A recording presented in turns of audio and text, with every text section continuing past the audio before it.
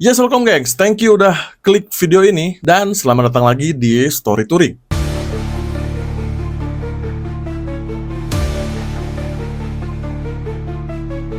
Oke, di video kali ini kita bakalan berangkat nih ke Labette County yang ada di Kansas, Amerika di tahun 1873. Di mana di lokasi ini pernah terjadi pembantaian atau pembunuhan yang agak sedikit berbeda, gengs. Biasanya kalau misalnya ada pembunuhan, pelakunya itu cuma satu orang. Tapi kali ini pembunuhannya dilakukan oleh satu keluarga. Ada ayah, ibu, dan juga kedua anaknya. Anak laki-laki satu, anak perempuan satu. Kasus ini tuh dikenal dengan The Bloody Benders. Karena seterkenal itu ya kasus ini, kisahnya tuh sempet dijadiin film sama Studio City Production di tahun 1800-an. Dan juga sebuah film yang dibuat oleh Candy Factory yang udah di remake di tahun 2016. Jadi karena kasus ini tuh seru banget, kalian harus nonton sampai akhir, gengs. Oke, kalau gitu nggak usah berlama-lama lagi, enjoy the video guys. Ini dia ceritanya.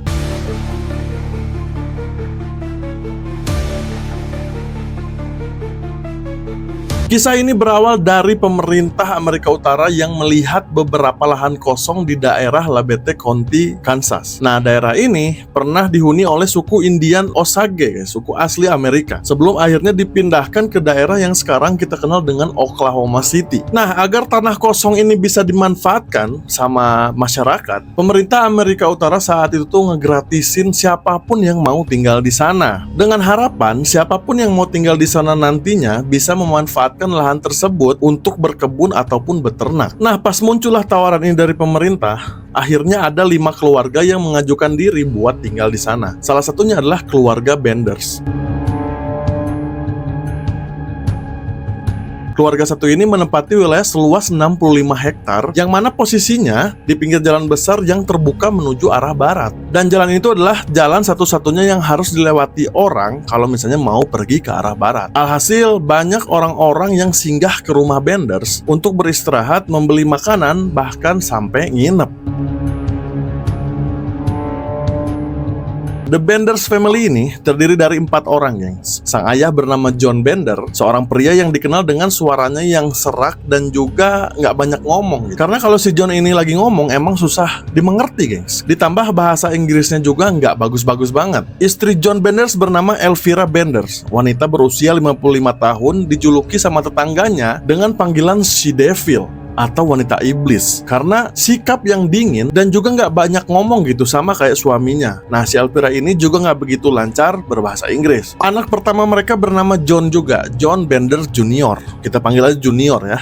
Saat itu diketahui umurnya baru 25 tahun. Nah, si Junior ini berwajah tampan dengan rambut pirang dan juga berkumis tipis. Kalau si John Junior ini bahasa Inggrisnya lancar tapi aksennya aksen Jerman. Nah, dan yang terakhir ada Kate Benders. Si bungsu ini sama nih, bahasa Inggrisnya lancar tapi pakai aksennya aksen Jerman. Sebenarnya ya di kasus ini tuh banyak banget data-data yang hilang tentang keluarga si Benders ini.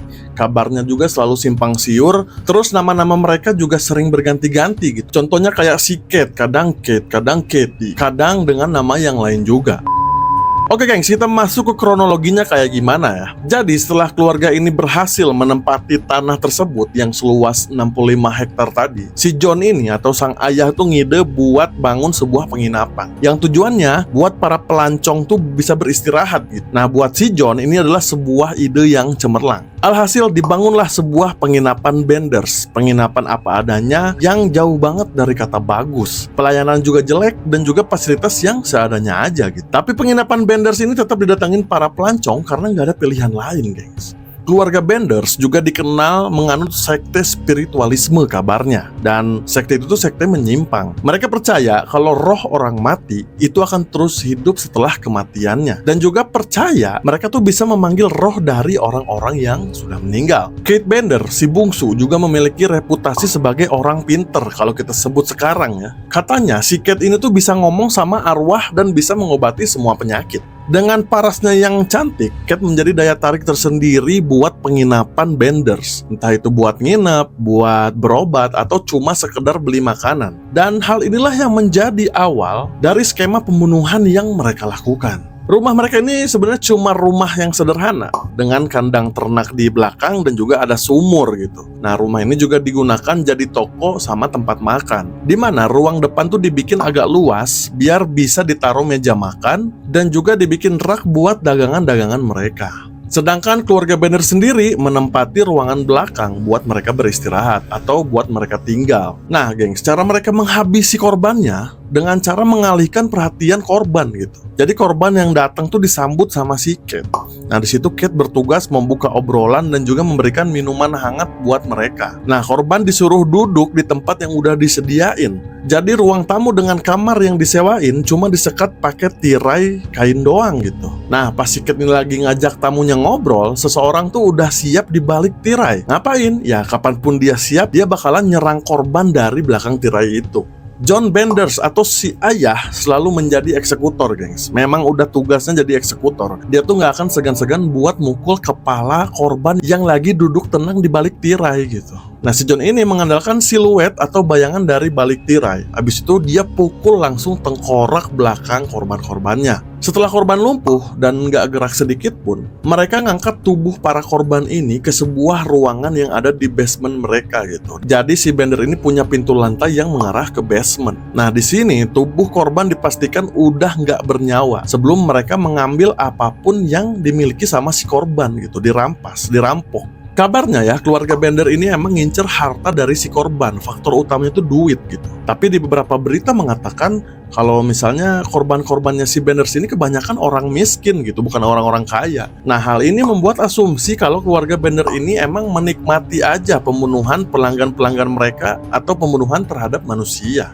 Singkat cerita, gengs, karena banyaknya orang yang hilang di daerah itu membuat pihak berwajib harus bertindak. Wali kota dan juga Kolonel York melakukan pertemuan semua keluarga yang ada di sana, termasuk keluarga si Benders, buat ngebahas kasus orang hilang yang terjadi di daerah mereka. Di pertemuan itu disepakati kalau misalnya mereka bakalan ngadain penggeledahan gitu di setiap rumah yang ada di sana. Beberapa hari setelah pertemuan, dikabarin kalau keluarga Benders ini hilang gitu dari rumahnya. 3 hari setelah pertemuan, seorang pengembala ternak yang bernama Billy melaporkan ke wali kota gitu bahwa rumah yang sekaligus jadi penginapan si Benders, milik keluarga si Benders, itu sepi gitu, kayak nggak ada kehidupan ataupun rumah itu tuh kayak udah ditinggalin. Nah, dari situ wali kota, polisi, dan juga warga yang menerima laporan langsung mendatangi penginapan si Benders. Dan ternyata bener banget, gengs. Pas mereka ke sana, rumah keluarga Bender itu udah nggak ada siapa-siapa. Infonya, keluarga si Benders ini pergi cuma bawa pakaian, barang-barang pribadi mereka yang penting, dan juga bahan baku makanan. Nah, di situ polisi langsung mencurigai kenapa mereka pergi gitu.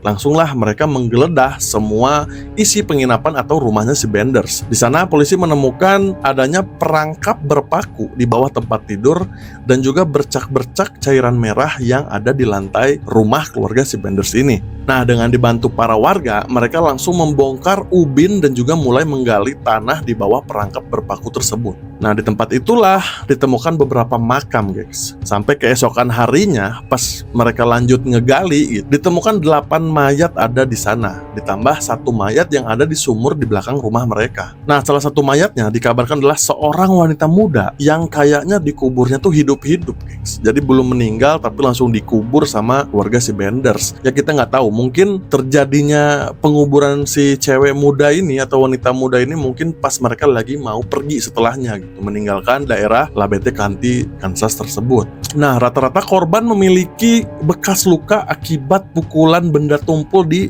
kepala mereka, guys. Dalam laporan surat kabar dikabarkan kalau hampir atau nyaris semua korban itu dimutasi. Nah, hal ini tuh otomatis membuat warga, polisi, wali kota itu shock gitu, gengs ya.